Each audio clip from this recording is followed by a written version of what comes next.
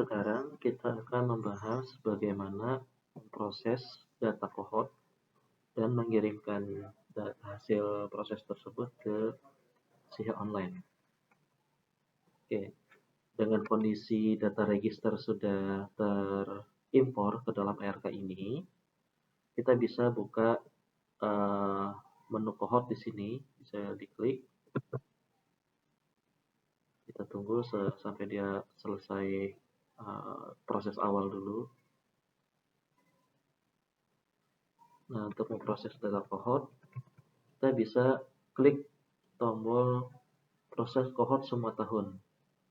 Jadi tombol ini akan memproses semua tahun sekaligus, sehingga kita tidak repot klik satu persatu tahunnya ya. Kalau diperlukan satu persatu, bisa diketik tahunnya di sini, lalu klik proses cohort yang biru muda gitu ya.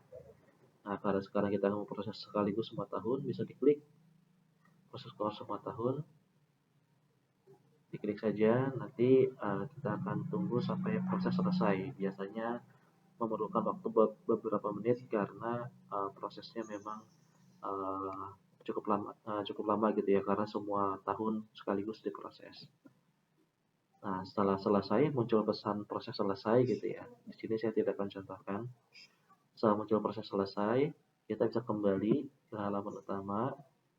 Nah, hasilnya kita bisa lihat di dua menu ini, yaitu analisis proporsi ataupun analisis kelompok tahun. Kita bisa lihat di sini, kalau sudah berhasil akan muncul garis-garis dari datanya gitu ya. Akan muncul di sini. Ataupun muncul juga di analisis kelompok tahun. Akan muncul data seperti ini gitu ya. Ini contohnya saja. Nah, dan begitu berarti cohort sudah berhasil kita proses. Tentu mengenai kualitas datanya, kita perlu pastikan sumber data cohort, yaitu register ART, itu sudah lengkap dan divalidasi. Nah, untuk proses pengirimannya, kita bisa menggunakan tombol proses wizard ini. Nah, di sini untuk pengiriman cohortnya, pastikan pilihan cohortnya terchecklist. Boleh sekalian dengan pengiriman data yang lain atau cohort saja, silahkan. Gitu ya. Terchecklist cohortnya. Lalu pastikan kita sudah mengisi passwordnya di sini, password layanan kita. Nah, setelah selesai isi password, silakan diklik proses. Nah, ini passwordnya salah ya.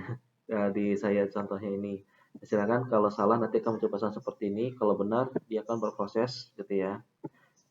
Kita tunggu sampai pesan proses selesai.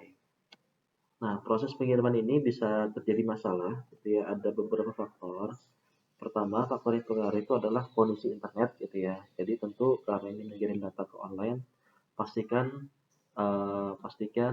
internet terkoneksi dan dalam kondisi stabil. Kedua,